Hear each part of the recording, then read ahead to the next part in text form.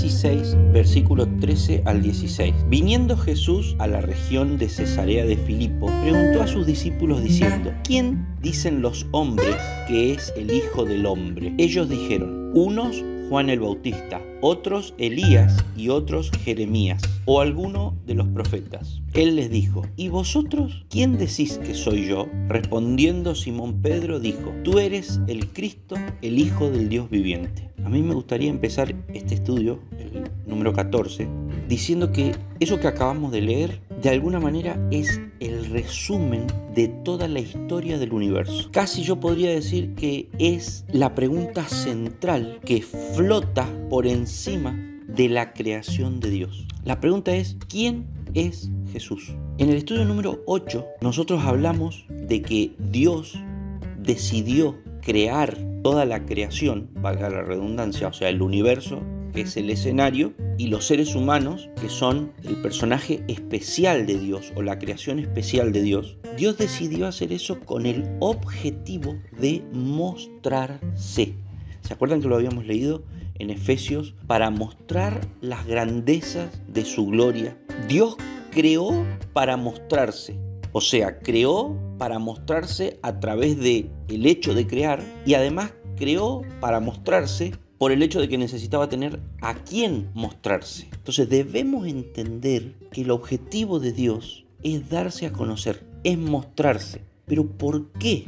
Es fácil de entender. Solamente, como digo siempre, hay que tener una buena teología propia. Porque Dios es todo lo bueno, Dios es todo lo perfecto, Dios es todo el bien. Entonces, tanto a Él como a nosotros nos conviene que Él se muestre, que Él se dé a conocer, que Él se ponga en contacto. Y como Él es también todo amor, por definición, entonces su naturaleza lo lleva a querer mostrarse. Debemos entender esto. Dios es un narcisista cósmico. ¿Pero por qué?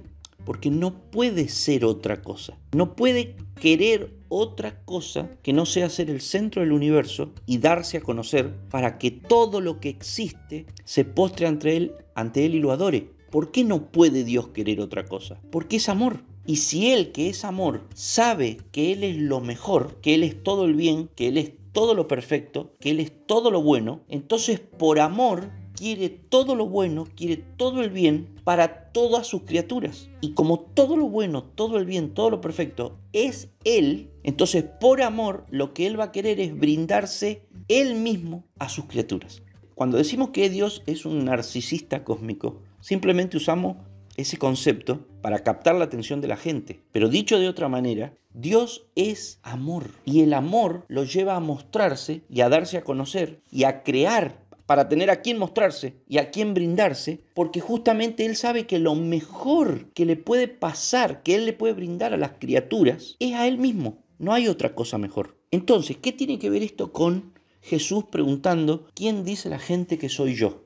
Bueno, porque justamente lo que nosotros acabamos de explicar recién es la respuesta. Pedro le va a decir: tú eres el Cristo, el Hijo del Dios viviente. Pedro está confesando que hay un Dios viviente, y detrás de ese Dios está confesando no a cualquier Dios, no al Dios de Pedro, no al Dios en el que Pedro creía, no a la religión de Pedro, sino al único Dios del que yo estaba hablando recién. El único Dios verdadero, el único Dios bueno, el único Dios santo, el único Dios amor. Y Pedro está confesando eso y está diciendo: tú eres ese Dios. Vos, Jesús, que te tengo enfrente ahora, que sos hombre, pero también sos Dios. Lo que Pedro hace al responder esa pregunta es alinearse, confesar la verdad acerca de Dios. Y eso lo pone a Pedro en una posición de acuerdo con Dios, porque justamente visto desde el punto de vista de Dios, que es lo que hablábamos recién, Dios es todo lo bueno, todo amor, santo, perfecto, y quiere revelarse. Y Pedro está diciendo: yo entendí, yo capté, yo me di cuenta quién es Dios, porque estoy confesando sobre Dios lo mismo que Dios dice sobre Él mismo. Y Jesucristo, a continuación, le va a decir: correcto, Pedro, eso que vos acabas de decir es la verdad. Yo soy Dios, el único Dios verdadero, que he creado todo porque por mi amor deseo mostrarme. Entonces, mi amor y mi bondad en un primer momento desbordan en mi poder creativo. Y en un segundo momento, mi amor y mi bondad desbordan en brindarme esa creación. Entonces, equilibremos un poquitito lo de narcisista cósmico. Aclaremos por qué el narcisismo de Dios no es el mismo que el narcisismo humano. Porque ningún soberbio, creído, narcisista humano tiene como fin el despojarse a sí mismo de su condición de Dios, rebajarse a la condición de aquellos con los cuales es narcisista, a fin de rebajarse todavía más que ellos y morir por ellos. Eso es lo que, de alguna manera, hace único el narcisismo de Dios. O sea, Él quiere mostrarse al punto, esto es lo que quiero que entiendan, el narcisismo de Dios no es como el narcisismo humano, una autopromoción, es decir, yo soy el único, yo soy por encima de todos. El narcisismo de Dios es el hecho de decir, yo soy todo lo bueno, soy tan bueno que incluso no tengo problema de hacer todo lo posible para alejarme lo más posible del hecho de ser Dios. Ojo, yo no estoy diciendo que Dios, al encarnarse, dejó de ser Dios. ¿Por qué? Porque Dios no puede dejar de ser Dios. Porque justamente Él es el que es. Él es la esencia de la existencia. Él no puede dejar de existir porque justamente eso va en contra de su naturaleza. Él es autoexistente. Pero Él lo que nos está diciendo en la encarnación es, dentro de lo que me limita mi naturaleza, o sea, el hecho de que no puedo dejar de ser Dios, yo no tengo problema en, entre comillas, dejar de ser Dios. O sea, venir, encarnarme, nacer en un establo, no tener dónde recostar mi cabeza y morir como el peor de los delincuentes. ¿Por qué? Porque eso va en línea con mi bondad y mi amor. Eso me ayuda a querer mostrarme. Quiero mostrar que soy tan bueno, que soy tan amoroso, pero que a la misma vez soy tan poderoso y tan autoexistente que incluso estando limitado por mis atributos de poder, de omnisciencia, estoy dispuesto a guardar en el ropero mis grandes poderes temporalmente y reducirme a ser un humano, un siervo, porque eso me es útil, es una estrategia útil para poder mostrar mi amor, para poder mostrar mi bondad, para poder mostrar que soy único, que soy santo. Porque ¿quién en todo el universo que tuviera los atributos que yo tengo, si acaso pudiera existir, estaría dispuesto justamente a dejar de lado, en parte, en el ropero, esos atributos, esas mejores ropas, y hacerse hombre? Entonces, a través de eso es que Dios nos muestra que Él es único, que es tan único, es tan bueno, es tan amoroso, es tan diferente, que ni siquiera lo que Él es lo limita para dejar de, entre comillas, ser lo que Él es, con tal de mostrar su amor. O sea, Dios, el narcisista cósmico, nos está diciendo que Él no es orgulloso, que ni siquiera Él es narcisista. No es que Él es narcisista como uno que dice, ay, yo quiero que me vean como el centro del universo. Él no necesita querer eso, porque ya lo tiene. No existe nada, solo existe Dios. No existe nada, solo existe Dios. Luego, por un tiempo, existimos nosotros como una emanación de su poder, de su amor, de su creatividad. Pero pregunto una cosa, por favor, que alguien se pregunte esto. Antes de que Dios creara, ¿qué existía? Él. Él existía, solo Él. Y si Él existía antes de crear, ¿la creación es necesaria para Él? Para decir que la creación es necesaria para Dios, entonces tendríamos que afirmar indirectamente que Dios, en su existencia precreación, no estaba bien. Por eso tuvo que crear. Pero decir eso implicaría contradecir lo que Dios ha revelado de sí mismo. El hecho de que Él es autosuficiente, que Él no necesita ni depende de nada para existir, pero para existir en la condición de plenitud, felicidad, para decirlo en términos más comprensibles. Entonces Dios no creó por necesidad, porque Él está completo en sí mismo. Por eso yo vengo diciendo hace mucho, nosotros no somos necesarios para Dios. Él es necesario para nosotros. Él creó porque, y lo voy a decir en términos que teológicamente no son correctos, pero para que ustedes por ahí lo comprendan, Él creó porque no podía no crear. ¿En qué sentido? En que Él es tanto amor y tanta bondad, que ese amor y esa bondad desborda en el hecho creativo. O sea, lo lleva a Dios a crear. Es el fruto de lo que Él es. Él crea porque ama. O sea, es algo tan hermoso, algo tan amoroso, algo tan bueno que consecuentemente va a ser una creación para poder seguir derramando y derramando su amor y su bondad. Entonces, obviamente lo único esperable de esa creación es elevar la vista y abrir los brazos para recibir esa bondad y ese amor que le dio origen a esa creación. Y reconocer a ese Dios bueno y amoroso que ha desbordado en ese hecho creativo. Esa es la historia de la creación. Eso es el resumen de todo lo existente, de todos los acontecimientos históricos. Y Pedro, por confirmación de Dios mismo, recibió de parte de Dios la revelación de eso. Y lo dijo, lo confesó. Tú eres el Cristo, el Hijo del Dios viviente. Nadie que no reciba por obra de Dios, de parte de Dios, de arriba, como le dijo Jesús a Nicodemo, tenés que nacer de arriba. Nadie que no reciba de arriba esa revelación que recibió Pedro va a ver a Dios. Es Dios el que se le reveló a Pedro. Es Dios el que se le tenía que revelar a Nicodemo. Nicodemo, vos podés ser el religioso más bueno del mundo, pero tenés que recibir una revelación de arriba, porque vos estás muerto, necesitas nacer de nuevo. Entonces la pregunta que cada uno de nosotros nos tenemos que hacer, y que es la pregunta que determina nuestro futuro, es ¿quién es Jesús? ¿Por qué ahora cambié y en vez de decir quién es Dios, dije quién es Jesús?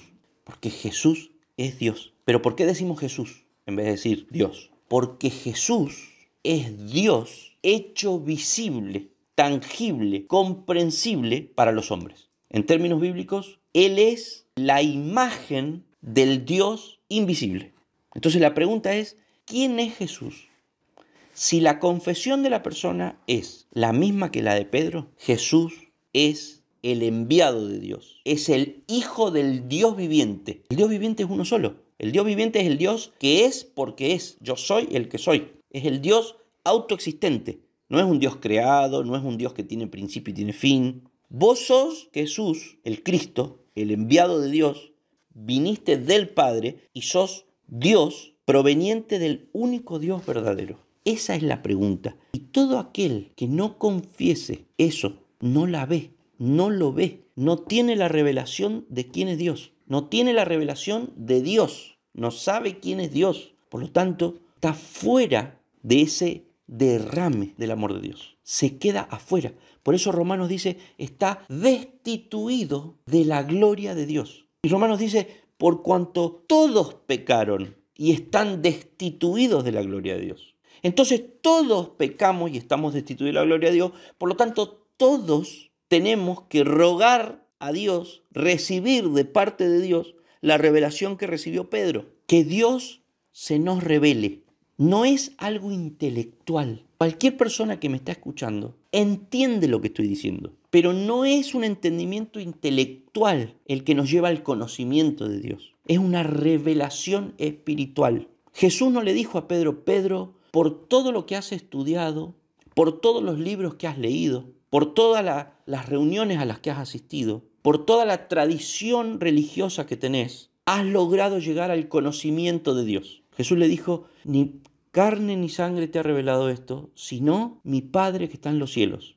Y Jesús vino a revelar a Dios, a revelar a Dios. Él es la imagen del Dios invisible. Pero cuando Jesús vino, en Mateo capítulo 1, en Mateo capítulo 2, hubo algunos que lo recibieron y lo reconocieron y lo nombraron de una manera, y hubo otros que lo recibieron, lo percibieron y lo nombraron de otra manera. Los que recibieron revelación de Dios percibieron a Jesús de una manera, y los que no recibieron revelación de Dios lo percibieron de otra manera. Cuando empezamos la semana pasada el estudio del capítulo 2 de Mateo, yo dije que íbamos a aprender sobre teología propia, o sea, quién es Dios y lo que Él ha revelado de sí mismo, sobre cristología, quién es Cristo y lo que Él ha revelado de sí mismo.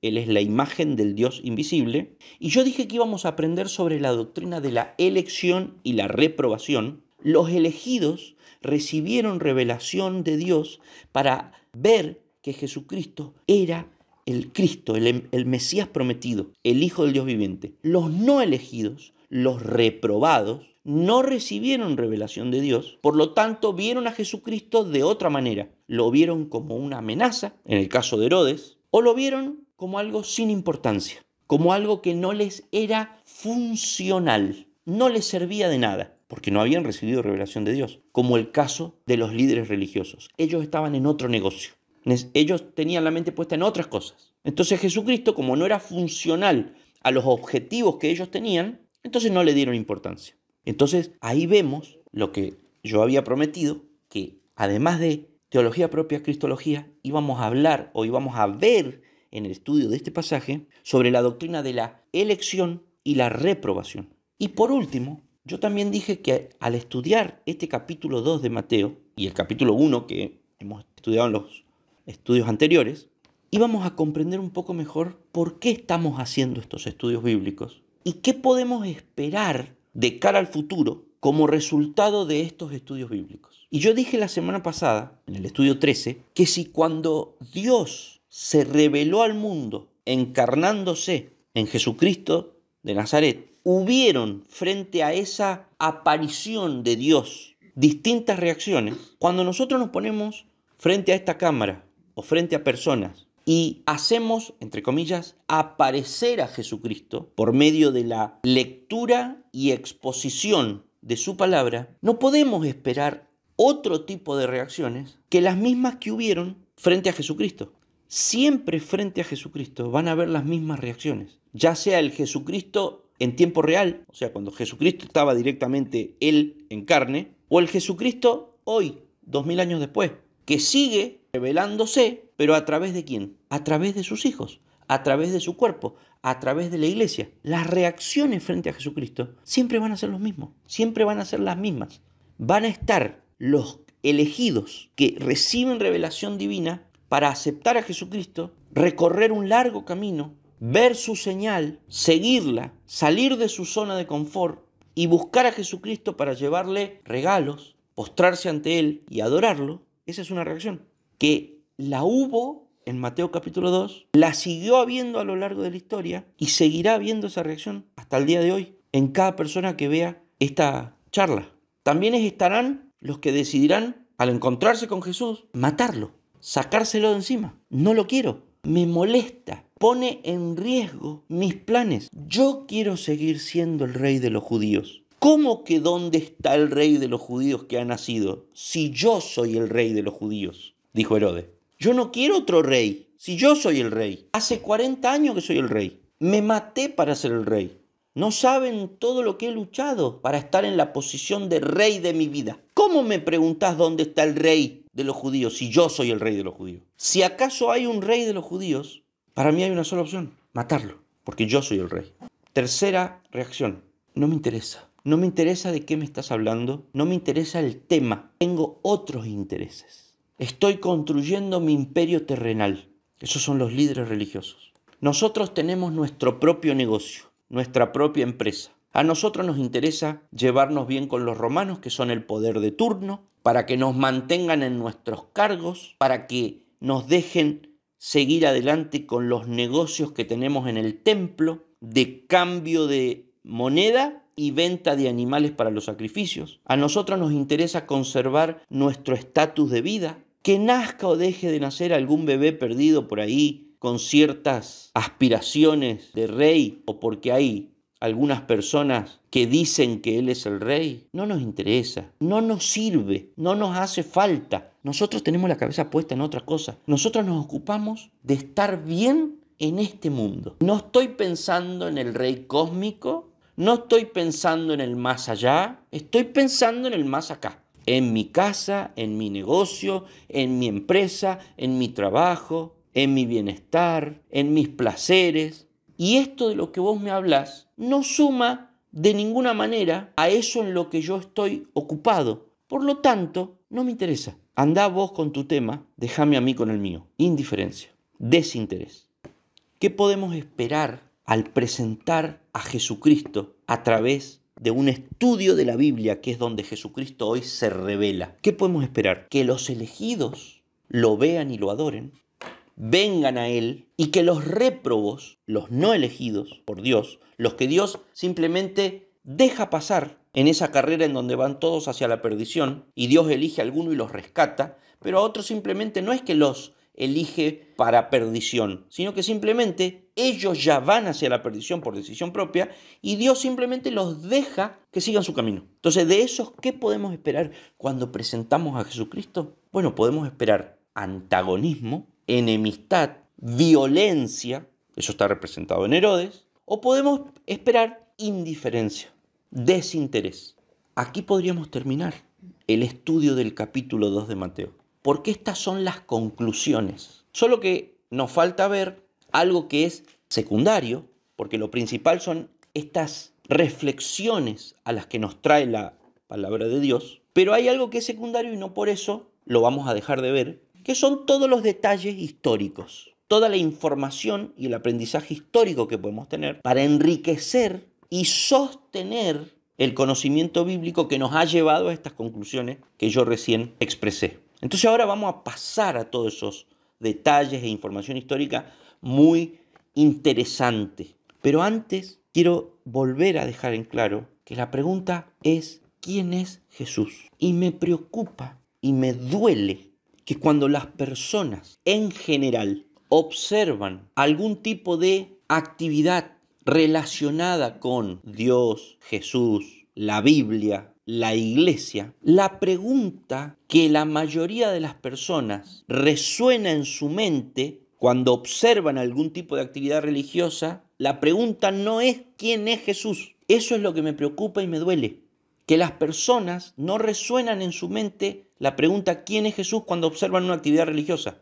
La pregunta que resuena en la mente de las personas generalmente es ¿qué religión serán estos? ¿Serán de los tales o de los A o de los B? ¿Quién es este que está hablando? ¿Será pastor, cura, diácono, sacerdote, profeta? ¿Será bueno, será malo, será un falso, será un genuino? Y esa no es la pregunta. No es la pregunta que venimos a hacer y no es la pregunta que pretendemos aclarar. No nos importa el rótulo de la religión ni el rótulo de la persona que habla. O en todo caso, si nos importa de una manera más que secundaria. Nos importa quién es Cristo.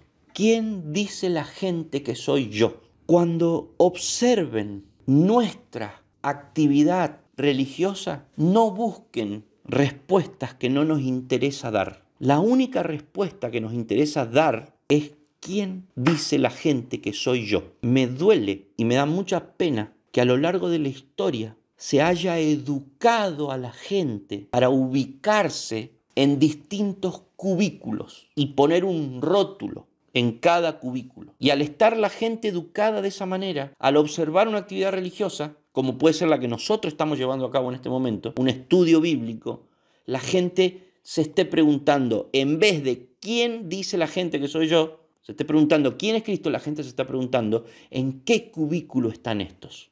No importa. Nosotros vamos a pasar. Nosotros no somos lo importante. Nosotros no somos lo trascendente. Nosotros no somos lo eterno.